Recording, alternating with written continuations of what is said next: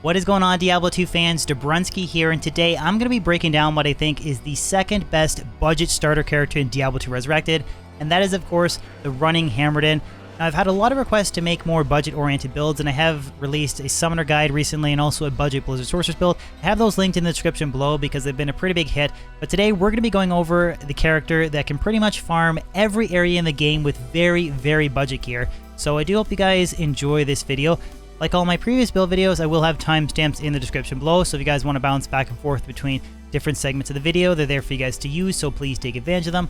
And also, a quick reminder, if you guys do enjoy my YouTube content, I do stream twice a week on Twitch, and I also have the link for my Twitch channel in the description below, Twitch/Dobrunsky125, so any follows over there on that platform would be very much appreciated.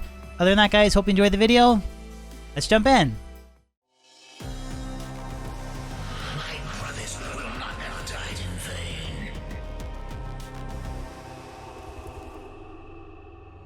So the first thing that I want to do before I jump into the more specifics associated with this build is going over some pros and cons about the Running Hammerdin in general. And the first major one is that the build has great damage for very relative budget gear. So there's not really many characters that can pretty much farm every area using super simple gear like Smoke, Dual Spirit, caster gloves, like rare rings or whatever. Just that's something that the Hammerdin does really well. Kind of tying into my second strength, or second pro point, is that there's hardly any magic immunes in the game. Very few exceptions. The only ones I can think off the top of my head of common farming areas is Wave 2 from Bale, and then, or the Bale runs, and then the Ancient Tunnels in Act 2. Those are the only really two common magic fighting locations that have magic immunes. Other than that, you can run pits and Chaos Sanctuary for days with very budget gear. And the third major pro is that the build has fantastic utility, and this is largely just due to some of the very powerful skills that the Paladin has.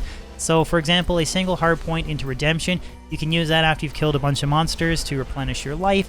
You have Holy Shield, so it's very easy to get max block. You can still have like 1200 life with a super budget setup and still have max block, which is unheard of with any other character build. So again, there's definitely a lot of pros to running a very budget Running Hammerdin. There are, however, a few cons associated with the Running Hammerdin. The first one is that your clear speed is always going to be slower compared to the counterpart of the budget Blizzard Sorceress. This is really just due to the lack of the skill teleport. Now, while you do have charge, and a little quick note about the skill charge, it's fixed in D2R, so you don't have that kind of like bug out where you kind of slow down. So you do have great mobility, but your clear speed, just because of the lack of teleport, will never quite match a Blizzard Sorceress. The second major con is that aiming your hammers is somewhat awkward when you're running, because if you have Enigma, you can teleport directly on top of monsters, execute the telestomp, so you're guaranteed that your hammers are going to hit. But if you're running, you basically have to kind of like run right on top of a monster, so you can get good at it with more practice, but it's definitely awkward compared to telestomping. The third major con, in my humble opinion, kind of tying into the second one, is that I don't think that a budget Hammerdin, while you can clear Chaos Sanctuary very well, it doesn't work very good on bosses like Mephisto or Diablo. You can still kill those bosses, but with a budget Hammerdin setup where you might not have the best gear and you need to run up on top of a monster, standing right at his feet, trying to hit him with hammers, when you don't have, you know, capped resistances, you don't have CTA, etc. It's a little bit more challenging compared to sort of being able to pick your shots and drop blizzards with a sorceress. So you can definitely take on bosses, and you don't have to be right on them. You can kind of like try and run around them with distances and hit them with hammers that way. It's just never gonna quite be a great boss farming character until you get Enigma for teleport. So for the attribute distribution, I took the approach that I would recommend with any Paladin character, and that is max block. Whether you're softcore or hardcore, it's so easy to achieve that 75% block rate with the skill Holy Shield, so that's what I went with this character setup. Now I have extra stat points, but that's because I'm trying to simulate a level 85 Hammerdin even though I'm level 90, but I have enough strength to equip my gear, which is 70. I have enough dexterity points to get 75% max block with Holy Shield casted, so that's 175 dex. And then I have nothing in energy, and then all of my remaining points are put into vitality. So I have 1,140 life. I don't have a CTA, I don't have any life charms, anything like that. And I have 70 fire res, 75 cold, 75 lightning, and 49 poison res. And again, I don't have any charms in my inventory. And then I have 5.2k magic hammers. So level 85 Paladin, nearly capped res without any inventory, in very budget gear. So taking a look at the skill tree, first we'll start off with the defensive auras. I put one hard point into the following skills: Prayer, Defiance, Cleansing, and then 1 optional hard point into Redemption. I really like to use this to kind of toggle on and off after I've killed a bunch of monsters, just to replenish my life. And then I put 20 hard points into Vigor because it's a synergy for Blessed Hammer. And then taking a look at the offensive aura tree, I put 1 hard point into Might, and then 20 hard points into Blessed Aim, which is again a synergy for Blessed Hammer. And then I put 20 hard points into Concentration. This is the active aura that you're going to use to boost your hammer damage. And then finally, for the combat skill tree, I put 1 hard point in the following skills: Smite, Holy Bolt, Charge, and then I put 20 hard points into Blessed Hammer. This is the main damage dealing skill that you'll use as a Hammerden. And then after that, I put all of my remaining points into Holy Shield. Now you will notice that I have 10 extra skill points available, but again, I was trying to simulate a level 85 Hammerden as opposed to the actual level 95 that this character is. Alright, so finally jumping into the gear, again I went with a very, very budget approach. So starting off with the weapon, I have the Rumored Spirit in a Crystal Sword, paired with Spirit and a Paladin Shield. So double Spirit, lots of FCR, +4 to skills, res, mana, and again, very budget setup. So Tal, Thul, Orton, Am. I don't have anything that's even really a mid-rune, I guess. For the body armor, I'm using the Rumored Smoke, Nef and Lum for 50 all res, just a very powerful budget Rumored. And then I have the Rumored Lore for helmet, Ort and Soul for $1 skills, 10 to energy, and then 30 lightning res. And then I paired that with a Nokazan Relic Amulet, super budget, unique amulet that has 50 to fire res, because the fire res is a little bit low with this setup. You could use anything, just any random crafted caster amulet, any magic amulet that maybe has FCR or res, it really doesn't matter. Just the cool thing about Nokazan is the FHR and then that 50 to fire res. And then I have 2 FCR rings. Again, very low level budget rings, like 6 fire res, 10 FCR, 10 FCR, 7 mana, 1 energy, just very garbage stuff. And then I have Mage Fist gloves, so I guess you could maybe say this isn't budget, but any glove would work, like caster glove, or it really doesn't matter. You could probably run no gloves and it wouldn't make a difference. And for the belts and boots, like these are just 30 fast Rumwalk magic boots, and then just a random belt that I literally gambled from Geed that has a little bit of cold res and gold find. Yeah, that's it. 1 cold res small charm, nothing else. Nothing on the offhand, just a super budget setup. And then for the Mercenary, I'm using an Act 2 Nightmare Offensive Mercenary that I paired with an Insight and a Scythe base. So again, this is literally just to give me a Meditation aura. He doesn't do much damage. Treachery, this is an Ethereal base. I guess you can make it a non-eth base, or if you really think that Treachery ain't budget, you could go with Smoke. Again, it's kind of up to you where you want to draw the line of a budget character, but for Lemrune, it's probably the most expensive piece of gear in this setup. And then I have Tal Rasha's mask. Now this has an Istrune. I don't have a plain Tal's mask anywhere. I can't find it in my pluggy, so just ignore that. Pretend there's no Istrune. Dual Leech, all res, basically everything you need for a solid budget Mercenary that's going to help me with my mana recovery. And he does a little bit of damage, not too much, but he's really just there to support me with that Meditation aura. So finally, we're going to wrap everything out with some gameplay. I've already started in the Pentagon of the Chaos Sanctuary. Just going to run Players 1 difficulty and show you how that you can clear one of the more challenging areas in the game if you just take your time with a super budget Hammerden. So let's just jump into it. The only thing you really need to worry about or kind of focus on is making sure that you have your Holy Shield cast and active. Alternatively, or occasionally switching to Redemption to recover your mana and life from corpses, and then again using Charge for mobility, and then making sure you have Concentration active when you're slinging magic hammers. So that's kind of what I mean by mobility, just to move around with the skill Charge.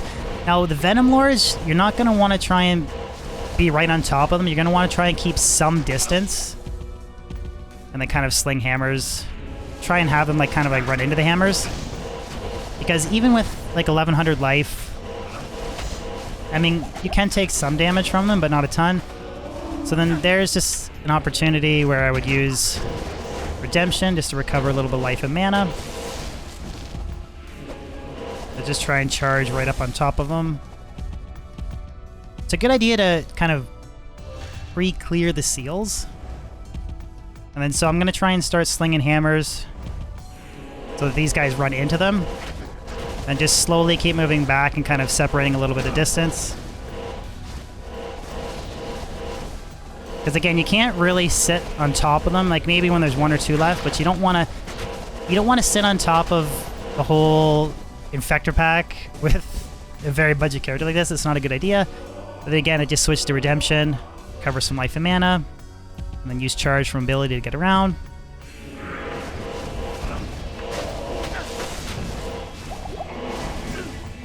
So ideally, you'd want to be right on top of them.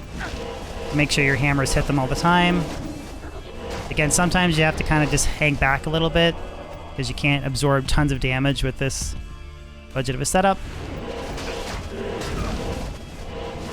To try and get them to kind of run into the hammers. And then when there's fewer of them, you can just run right up on top of them. And then again, use Redemption to replenish some life.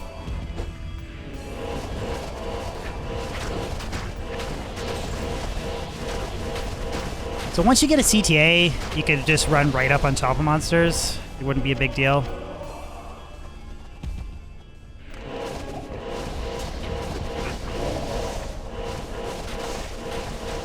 Again, kind of hanging back. Oh, want to make sure you have concentration active.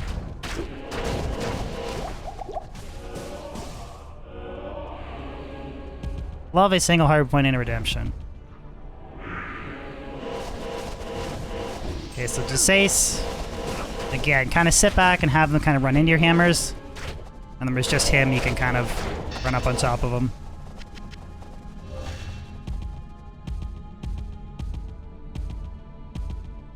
So definitely clear speed is not going to match like teleporting, obviously, but I think for lore, smoke, 2 spirits, the occasional toggle back and forth. So you might have like a close call like that if you're talking and doing a build video, but if you're focusing, you'll be okay.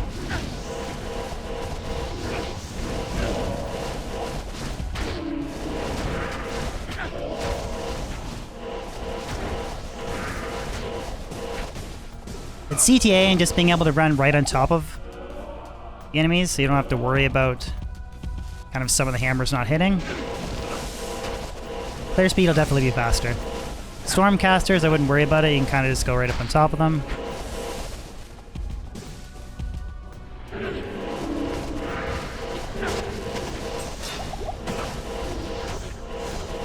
Again, a couple close calls.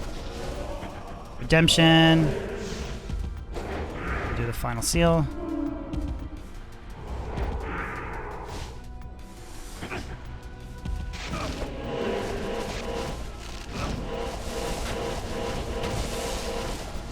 Okay.